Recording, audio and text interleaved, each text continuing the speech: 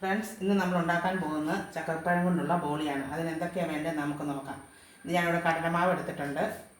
ചക്കപ്പഴം നല്ല പഴുത്തേക്കാം, അത് പഴുത്ത് പോകാനും പാടില്ല, എന്നാൽ അത്യാവശ്യം നന്നായിട്ട് പഴുക്കുകയും വേണം. ചക്കപ്പഴം എടുത്തത് ഈ ഷേപ്പിൽ ഞാനിത് കീറി എടുത്ത് വെച്ചിട്ടുണ്ട്. പിന്നെ അല്പം ഉപ്പ്, അല്പം മഞ്ഞൾപ്പൊടി, ഒരു ശകലം ജീരകം. നമുക്കിത് മാവ് ബോളിയുടെ പരുവത്തിന് മാവ് നനച്ചെടുക്കാം. അതിന് മുമ്പ് അതിനകത്തോട്ട് ശകലം മഞ്ഞൾപ്പൊടി,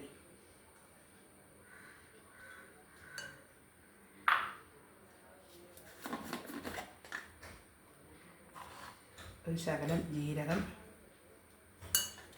ആവശ്യമുള്ളവർക്ക് എള്ളും കൂടി ഉപയോഗിക്കാവുന്നതാണ്. ഒരു നുള്ള ഉപ്പ്.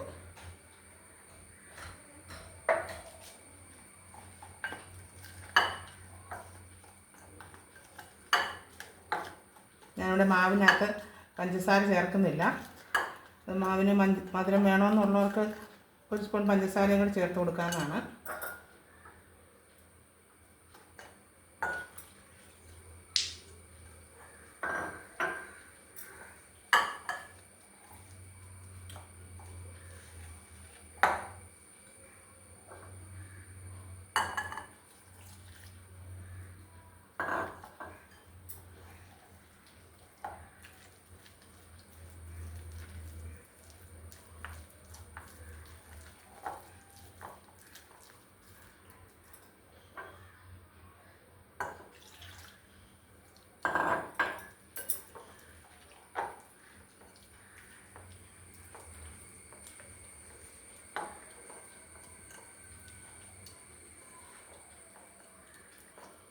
നമുക്ക് ഈ മാവ് കട്ട കെട്ടാതെ നല്ലവണ്ണം കുഴച്ചെടുക്കണം.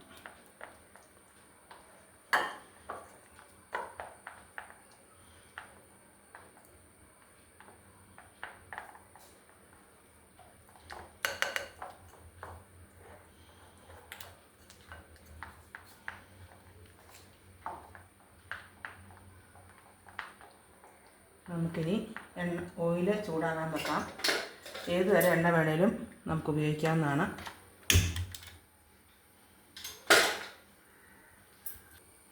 മാവ് ഈ ഒരു പരുവത്തിൽ നമുക്ക് കിട്ടണത് കണ്ടോ, ഈ ഒരു പരുവത്തിൽ നമുക്ക് കിട്ടണം. ഓയിൽ ചൂടായിട്ടുണ്ട്. നമുക്കിനി ബോളി ഓരോന്നിനകത്തിട്ട് മുക്കി ഉണ്ടാക്കാം.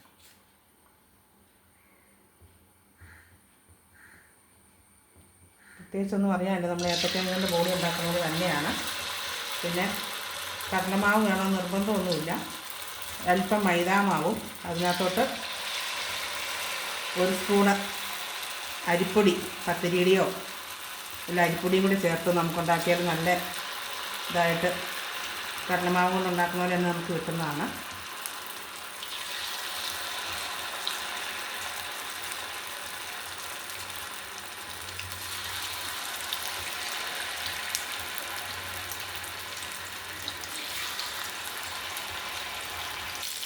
ഇത് ഒരു വശമായിട്ടുണ്ട്. നമുക്കിതൊന്ന് തിരിച്ചിട്ട് കൊടുക്കാം. ഇത് പെട്ടെന്നായി കിട്ടുന്നതാണ് നമുക്ക്.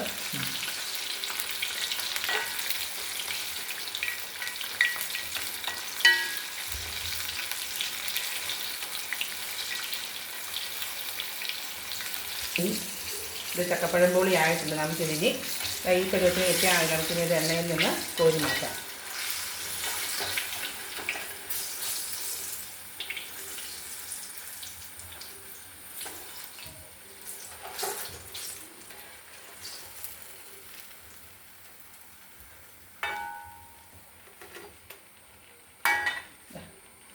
നല്ല ഏത്തക്കാപ്പുളി പോലെ തന്നെയാണ് ഇതിരിക്കുന്നത്. നമുക്ക് കഴിക്കാൻ ടേസ്റ്റാണ്.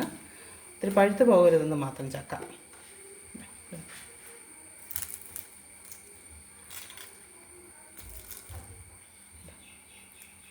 ചക്ക അതുപോലെ തന്നെ അലുത്ത് പോകാണ്ട് അതുകൊണ്ട് എല്ലാവരും ഉണ്ടാക്കി നോക്കുക.